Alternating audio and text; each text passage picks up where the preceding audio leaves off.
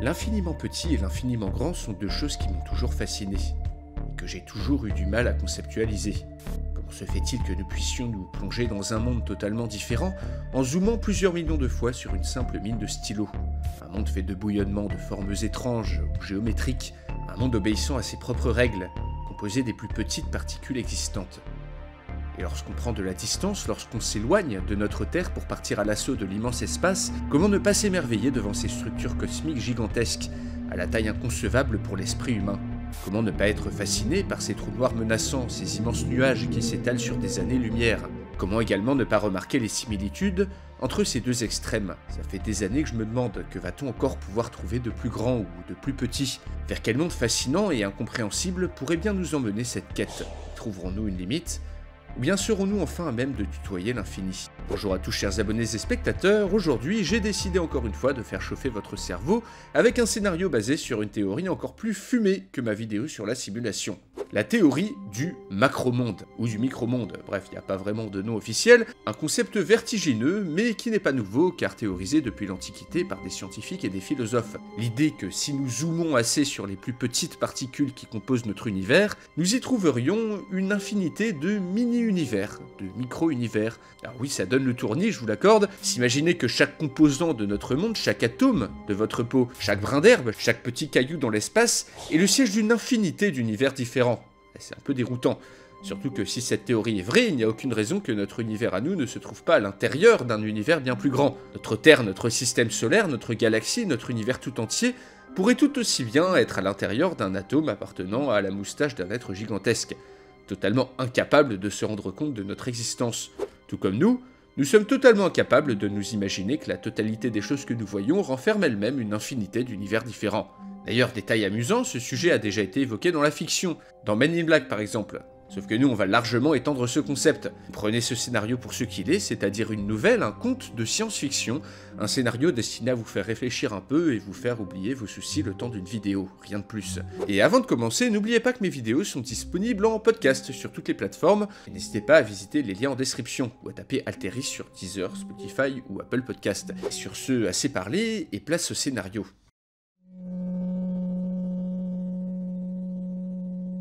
Nous sommes en 2055, au beau milieu des Alpes suisses. Un immense dispositif est sur le point d'être démarré. Il s'agit du plus grand accélérateur à particules jamais construit. Cette machinerie phénoménale, ce tout nouveau mastodonte de l'Institut scientifique du CERN, est un projet de longue date, porté par Victoire Meyer, 52 ans, prix Nobel de physique, une des plus grandes scientifiques de son temps. Malgré son âge, elle ne peut s'empêcher de piaffer d'impatience comme une petite enfant. Bientôt dans cet immense tunnel sous vide, qui s'étale dans un cercle de plus de 300 km de diamètre, des particules seront lancées à des vitesses phénoménales accélérées par des milliers d'aimants supraconducteurs, puis finiront par s'entrechoquer, par se pulvériser pour exploser dans des gerbes que les scientifiques examineront avec la plus grande attention. Le but ? Observer les plus petits composants de la matière. Les résultats étaient attendus de pied ferme, d'autant plus que ces dernières années, la recherche avait avancé à pas de géant, en grande partie grâce à Victoire. Elle avait été la première à théoriser l'existence d'une particule encore plus petite que le quark, que le boson de Higgs, une particule qui serait à l'origine de la matière noire composant le vide de l'espace, et qui serait également présente dans la matière, dont chaque atome, chaque proton, chaque quark n'en serait qu'une accumulation. Une particule à l'origine de chaque chose qui composerait l'univers, qui serait présente à l'intérieur de notre corps, tout comme dans le vide spatial le plus profond, des particules liées entre elles par des lois physiques dépassant notre compréhension. Premier résultat s'affiche sur l'écran de contrôle. Victoire pose sa tasse de café dans un coin reculé de la salle, juste devant l'immense baie vitrée qui donne sur le tunnel du collisionneur, puis fonce consulter les résultats. Bientôt ce sont des centaines puis des milliers de comptes rendus de collisions qui inondent les écrans du CERN. En panique, Victoire ordonne l'arrêt immédiat du collisionneur. Les résultats ne sont normalement pas aussi rapides à arriver. La scientifique ne veut pas causer de phénomènes imprévisibles. Elle ordonne à son équipe d'arrêter cette première expérience, puis se dirige vers le coin de la salle pour reprendre son café. Seulement, Victoire se fige, à la vue d'un phénomène tout à fait particulier. Elle peut en effet apercevoir sa tasse rétrécir encore et encore, le temps de cligner des yeux 2 fois de stupéfaction, et la tasse avait disparu. Victoire a à peine le temps d'encaisser ce qu'elle vient de voir, qu'on l'appelle pour consulter les analyses préliminaires.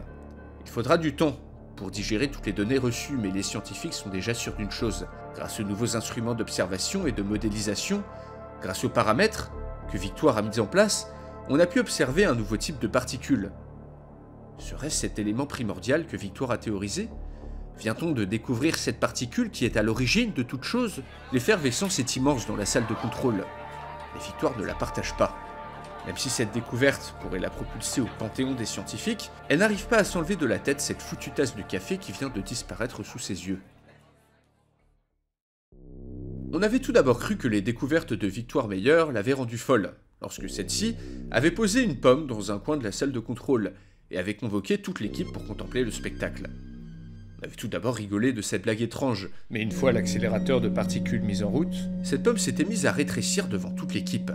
Grâce à un microscope spécial installé par Victoire à bonne distance, on avait suivi le rétrécissement de cette pomme jusqu'à la taille d'un atome, avant d'arrêter l'expérience. Ce phénomène totalement nouveau et inexplicable avait bouleversé tout le monde, et à la fin de la journée, les employés du site avaient été priés de garder le silence sur ces événements, sous peine d'une très lourde peine de prison. Une fois les grandes pontes informées, la décision fut rapide. Toutes les expériences menées sur place étaient désormais placées sous le sceau du secret défense, pour ne pas déclencher de panique dans la population.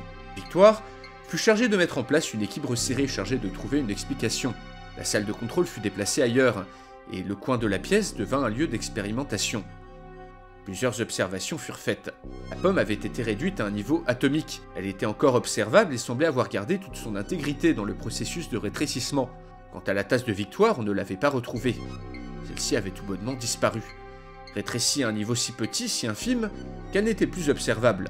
Même avec les appareils ultra-puissants du CERN, les dernières technologies de l'année 2055. On avait pu coupler ces observations aux découvertes récentes faites grâce aux collisionneurs, car les analyses avaient été faites. Les conclusions avaient été tirées. On tenait maintenant la preuve formelle de l'existence d'une particule primordiale, infiniment plus petite que le quark, la plus petite particule connue. Une particule qui avait été nommée le meilleur, d'après Victoire Meyer, qui avait dirigé le programme ayant mené à sa découverte. Mais la scientifique fuyait les honneurs et les mondanités, et s'abîmait déjà en d'infinies réflexions. Cette tasse qui avait rétréci n'était plus observable. Celle-ci devait donc avoir été réduite à un niveau qui devait s'approcher de ces particules primordiales, de ces particules qu'on appelait désormais les meilleures. En gros, la tasse était peut-être devenue plus petite que la plus petite des particules. Mais déjà, comment était-il possible de rétrécir des choses comme cela? On avait longuement inspecté la baie vitrée avec des outils de pointe, et on y avait trouvé une brèche microscopique, juste à côté de l'endroit où la tasse et la pomme avaient disparu. Lorsque l'accélérateur s'était mis en route, et que des particules primordiales s'échappaient par cette micro-brèche, cela devait avoir un impact sur les objets qui se trouvaient devant, jusqu'à les faire rétrécir encore et encore, et ce jusqu'à ce que le collisionneur soit éteint. Victoire était dévorée, maintenant, nuit et jour par une curiosité insatiable, au point d'en oublier de manger, de dormir, ou même de passer du temps avec ses rares amis. Il fallait qu'elle en sache plus, elle devait en savoir plus. Elle eut soudain une idée. Si les objets qui rétrécissaient gardaient leur intégrité physique, alors pourquoi ne pas envoyer une sonde bourrée de capteurs dans l'infiniment petit? Malgré les risques que comportait une expérience dont elle était loin de maîtriser tous les facteurs, Victoire pesa de tout son poids pour avoir l'autorisation de la mener. Nul n'osa s'opposer aux arguments de la plus grande physicienne de son temps. Le travail avait été bien fait. En seulement 3 ans, l'équipe de Victoire Meyer avait mis au point ce qui était sûrement la sonde la plus avancée de l'histoire. D'apparence, l'engin ressemblait à une simple pilule ovale, haute d'environ 1 mètre, parfaitement lisse, mais à l'intérieur se cachaient les instruments les plus avancés au monde. Cette sonde avait été construite avec de nombreux composants et outils utilisés dans l'espace, ce qui la rendait résistante à la chaleur, au froid et aux radiations.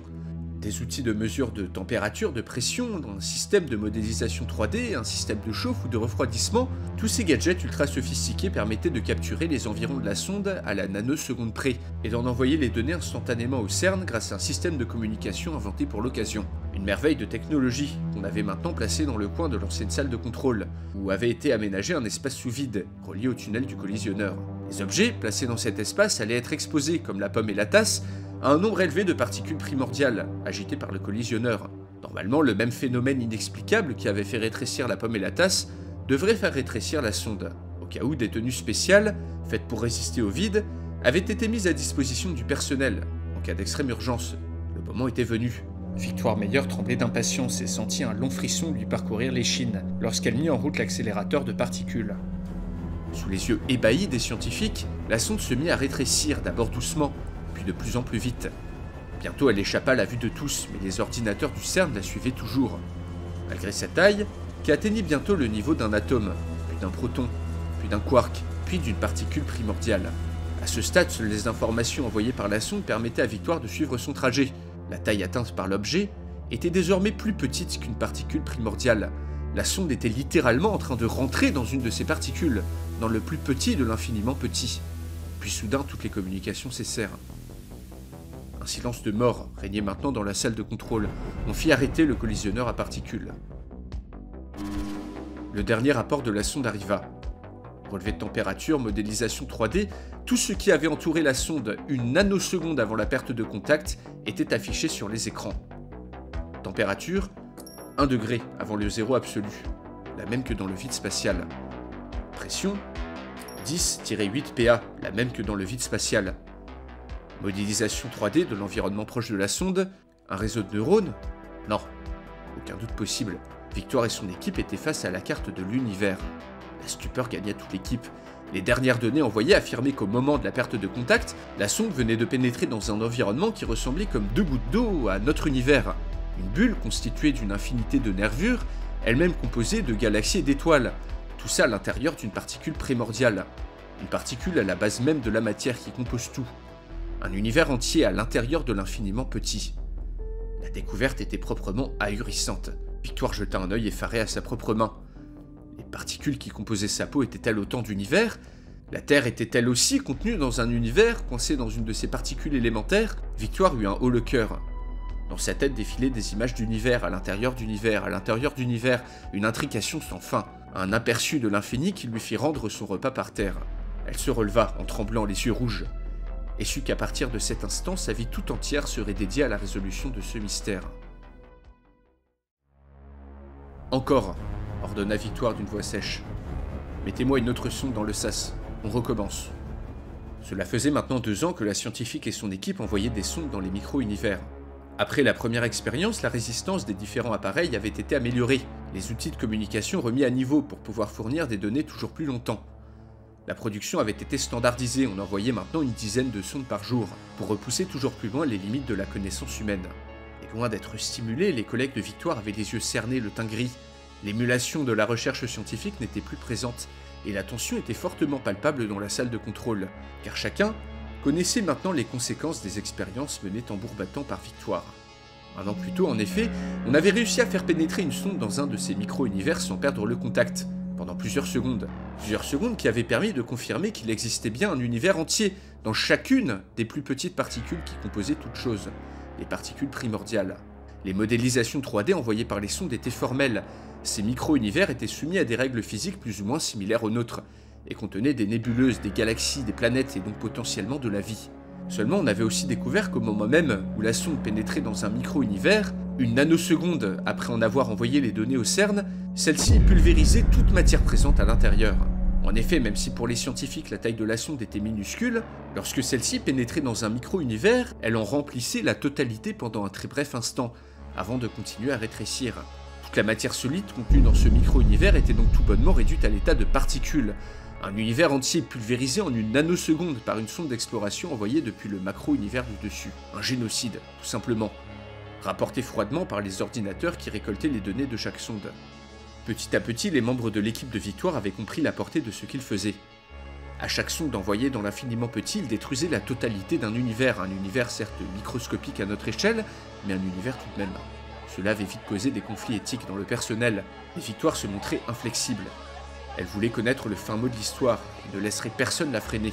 Elle avait poussé les réticents à la démission, n'hésitant pas à salir leur réputation, en usant de son influence pour les discréditer. Encore une fois, personne n'osa s'opposer à elle. Victoire était devenue la plus grande scientifique de son temps, propulsée au Panthéon aux côtés d'Einstein ou de Newton. L'administration du CERN lui accordait toute leur confiance et tous les financements possibles. L'éthique fut mise de côté devant l'importance de ses recherches. Une sonde après l'autre, Victoire accumulait toujours plus d'informations sur ces micro-univers. Ceux-ci ressemblaient fortement aux nôtres, mais à quelques différences près. Visiblement, le temps s'y écoulait un peu différemment. Et les phénomènes physiques auxquels ces endroits étaient soumis différaient légèrement des nôtres. La gravité ne semblait pas fonctionner pareil. La pression changeait souvent. Les températures pouvaient atteindre des niveaux qui auraient été impossibles dans notre univers, allant même en dessous du zéro absolu. Tout ceci obsédait Victoire. La nuit, lorsqu'elle arrivait à s'endormir, elle était torturée de cauchemars, s'imaginant les habitants d'une des micro-planètes, d'un micro-univers, des trillions d'êtres. Dans ses rêves, qu'il a supplié de cesser ses expériences, de les épargner, d'arrêter d'envoyer des sondes dans leur monde.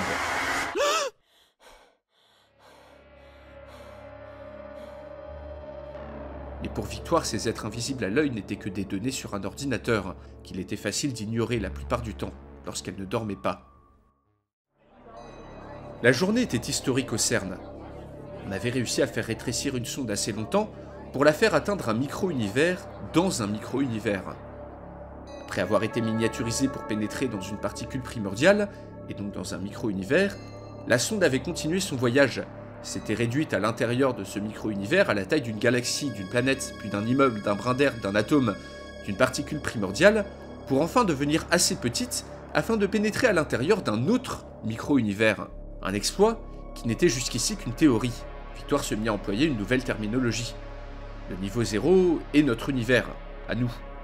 Le niveau -1 est le niveau des premiers micro-univers. Et le niveau -2, le niveau des micro-univers dans les micro-univers, celui dans lequel la sonde venait de rentrer. Ce micro-univers de niveau 2 était encore plus étrange, plus exotique. La modélisation 3D, prise une nanoseconde avant son anéantissement, montrait un ensemble de structures cosmiques qui formaient de grands motifs ronds, harmonieux, permettant d'y envisager l'existence de lois physiques incroyablement éloignées des nôtres. Mais mis à part cette modélisation 3D, les secrets de cet univers étaient désormais perdus, réduits à l'état de particules par la sonde d'exploration. Devant ce gâchis que certains commençaient à qualifier de crime contre l'univers même, on avait tenté de convaincre Victoire de trouver une méthode afin d'épargner les univers traversés par les sondes, mais rien n'y faisait. La scientifique voulait maintenant aller au fond. Toute recherche supplémentaire ne ferait que ralentir cette quête. Bientôt les sondes purent atteindre le niveau -3, un micro-univers dans un micro-univers dans un micro-univers, puis le niveau -4, -5 et ainsi de suite. Il était de plus en plus fastidieux d'analyser les résultats de ces expéditions. Plus les sondes plongeaient dans des niveaux profonds, plus les propriétés des micro-univers étaient exotiques. Certains micro-univers ne contenaient aucune matière. D'autres ne contenaient qu'un seul corps céleste, immense. Dans certains micro-univers, les galaxies étaient carrées ou étaient remplacées par des amas spatiaux inconnus et incompréhensibles. Certains micro-univers n'étaient composés que de poussière ou de matière solide. Sur certaines modélisations 3D, des structures complexes apparaissaient. Des structures potentiellement construites par des êtres doués d'intelligence, maintenant disparues à jamais. Dans certains niveaux, la matière se confondait en elle-même, chaque chose était tout et en même temps n'était rien. À partir du niveau -20, certaines lois immuables de notre physique, comme la gravité, n'existaient tout simplement pas. Certaines des sondes restaient coincées pour l'éternité dans des micro-univers où le temps n'existait pas. D'autres sondes étaient immédiatement désintégrées en pénétrant dans des micro-univers où aucune chose palpable ne pouvait exister. À partir du niveau -30, les modélisations 3D effectuées par la sonde ne donnaient plus rien d'exploitable. Ces micro-univers étaient si étranges, obéissaient à des lois si différentes, qu'il était devenu impossible de même conceptualiser à quoi ceci pouvait ressembler, ou si la vie était possible à l'intérieur. La seule constante dans tous les micro-univers était la présence de particules primordiales, et ce à n'importe quel niveau. Ainsi, il était toujours possible de descendre plus profond, jusqu'à un certain point. Car Victoire et ce qu'il restait de son équipe avaient fini par tomber sur un os. Toutes les sondes cessaient d'émettre au niveau -47. Ce palier était comme un mur. Arrivé à ce niveau, le contact était perdu, et aucune modélisation 3D ne parvenait aux ordinateurs du CERN. On avait tout d'abord essayé de changer les sondes, d'y ajouter de petites antennes extérieures pour rendre la détection plus réactive. On avait réglé des milliers de paramètres, renforcé la coque, on avait tenté de passer par 1000 chemins différents, mais rien n'y faisait. Le niveau -47 était la limite. Une limite qui signa la fin du programme de Victoire Meyer. Un groupe de scientifiques à l'ego blessé représente sûrement l'entité la plus revancharde qui existe sur Terre. Les anciens collaborateurs de Victoire avaient fini par s'organiser pour révéler à l'administration du CERN l'ampleur réelle de ces expérimentations. Des centaines de sondes avaient été lancées, pénétrant plus ou moins profond dans les micro-univers, détruisant systématiquement tout sur leur passage. Un carnage affreux avait été commis, un nombre incalculable de formes de vie avaient été potentiellement anéanties. Même si les grandes pontes avaient feint de tourner les yeux lorsque la recherche avançait, leur sens de l'étigre vint au pas de charge lorsque Victoire bloqua sur ce fameux niveau -47. Devant le scandale absolu qu'aurait représenté la révélation de ce génocide de micro-univers, il fut décidé de tout mettre sous le tapis. Les chercheurs restants furent remerciés avec les honneurs, et le grand collisionneur à particules fermé pour une durée indéfinie, officiellement pour travaux. Victoire fulminait. Elle avait buté pendant des mois sur ce niveau -47. Quelque chose empêchait ces sondes d'aller plus loin. Et maintenant on lui enlevait des mains son programme. Elle était persuadée d'être à deux doigts de découvrir le fin mot de l'histoire. Dans les semaines qui suivirent, Victoire s'enferma chez elle, ressassait en boucle les mêmes éléments, les mêmes questions, tentait de trouver toujours plus de solutions, prenait des notes frénétiquement sur de petits carnets. 3 de ses anciens collègues, rongés par la culpabilité et l'angoisse, se suicidèrent dans les semaines qui avaient suivi l'arrêt du programme. Victoire était trop occupée à ses réflexions pour imaginer une seule seconde se donner la mort. Elle se pensait abandonnée par tous, seule, et fut du coup bien surprise de recevoir un message de son supérieur direct. Le contenu était alarmant. Il se passait quelque chose de très sérieux, et son expertise était requise de toute urgence.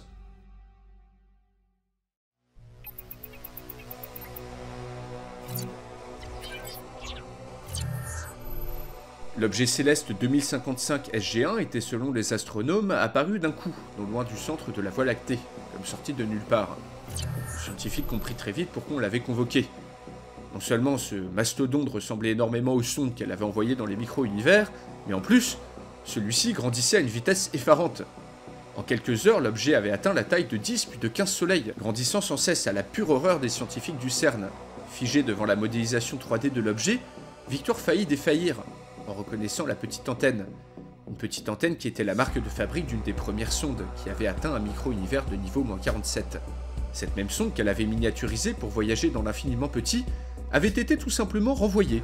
Le processus de rétrécissement avait été inversé, et la sonde qui maintenant grandissait, au lieu de rétrécir, avait traversé toute une série de micro-univers dans l'autre sens, pour arriver dans l'univers de la personne qui avait envoyé la sonde, via un chemin différent. Victoire se rendit immédiatement compte du danger mortel qui pesait sur eux. Comme lors de ses expérimentations, elle savait que cette sonde, en grandissant, finirait par prendre tout l'espace disponible dans leur univers, et l'anéantirait, avant de passer au monde du dessus, au macro-monde, au niveau 1. Elle savait également que l'humanité disparaîtrait bien avant, car en grandissant, cette sonde allait avec la gravité attirer tous les objets célestes de la galaxie. Le système solaire serait attiré par cette immense masse, et ce de plus en plus vite. Les planètes changeront d'orbite, puis toute la galaxie s'écrasera sur la surface de la sonde. Victoire comprit instinctivement ce qu'il s'était passé. Une hypothèse qu'elle avait envisagée, mais qu'elle avait espéré fausse jusqu'au bout. Une forme de vie. Une civilisation s'étendant sur un ou plusieurs micro-univers de ce niveau -47 avait vu l'arrivée des sondes de Victoire comme une menace existentielle. Et a raison. Ce fameux mur n'était pas dû à des contraintes naturelles, mais très certainement à une civilisation extrêmement avancée, qui, consciente de la menace, avait certainement mis au point une arme, un outil, pour inverser le processus de miniaturisation, et ainsi retourner la sonde à l'envoyeur, via un chemin un peu différent. C'était un jeu de ping-pong géant et destructeur, dont l'humanité allait bientôt être les prochaines victimes. C'est foutu, pour sa Victoire. Si mon hypothèse est juste, c'est l'intégralité des sondes envoyées au niveau -47 qui retourneront ici. L'humanité ne pouvait rien faire d'autre que d'assister à sa propre destruction, mais pas elle. Elle ne mourrait pas comme ça impuissante, brûlée par les radiations solaires ou noyée dans des vagues de plusieurs kilomètres de haut. Quitte à y passer, autant repousser les limites de l'exploration humaine. Elle irait elle-même dans le micro-monde. Victoire prétexta avoir besoin de documents importants dans son bureau, et fonça vers la salle de contrôle du grand collisionneur à particules. Elle enfila une des combinaisons hermétiques, enclencha le processus de miniaturisation et pénétra dans le sas. Elle sentit un immense fourmillement dans tous ses membres, alors que son corps commençait à rétrécir. Bientôt, les vitres du sas lui parurent des murs, puis des murailles, puis une paroi à la hauteur infinie. Bientôt, l'aspect lisse du sol devint une surface irrégulière, poreuse, pleine de trous, puis les petits creux du sol devinrent d'immenses cratères. Victoire, le premier humain à visiter le micro-monde, était en extase. Elle tombait et tombait encore dans un vide infini, au milieu de formes improbables et merveilleuses, se demandant si elle serait toujours consciente au moment d'arriver au niveau -47.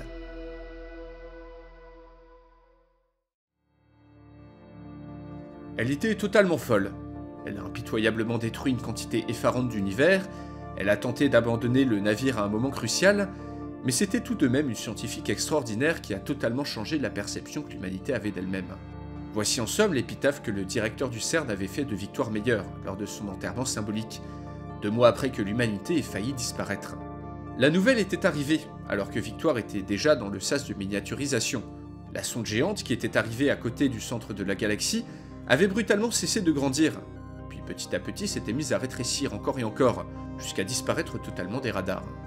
2 jours après cet événement, une autre sonde était apparue, cette fois-ci du côté de Proxima du Centaure, mais celle-ci avait à peine eu le temps de grandir à la taille d'une planète qu'elle s'était également figée, puis avait commencé à rétrécir. Une dernière sonde avait été signalée près de Neptune, mais elle avait à peine pu grandir à la taille d'une lune que déjà elle commençait à rétrécir, sans avoir fortement changé le paysage de la géante gazeuse. Aucun incident n'avait été signalé depuis. Le directeur du CERN avait décortiqué lui-même les notes personnelles de Victoire Meyer. Cela avait permis d'éclairer quelque peu la situation.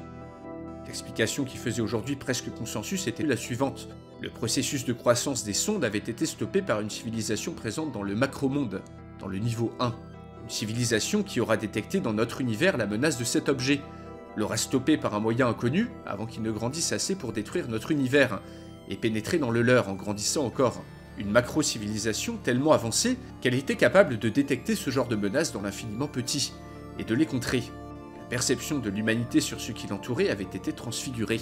Peut-être qu'une autre civilisation avancée n'existait pas dans notre univers, dans tous les cas il était maintenant sûr que la vie existait dans le micro et dans le macro-univers. Il se pouvait même que des micro-civilisations et des macro-civilisations se fassent la guerre en miniaturisant ou en agrandissant des objets et en se les renvoyant de part et d'autre.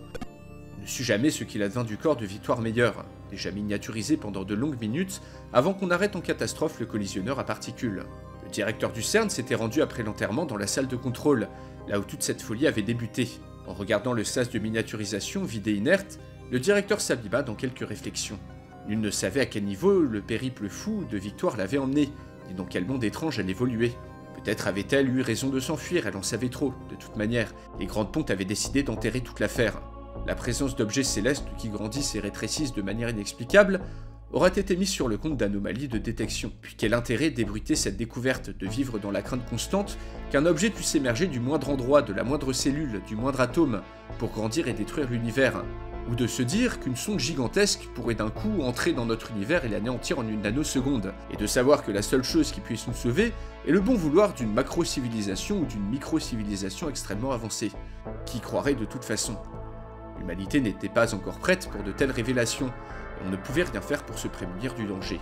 En sortant de la salle, le directeur se demanda à quel point les habitants du micromonde différaient de nous, et il se prit à espérer qu'ils ne soient pas trop rancuniers.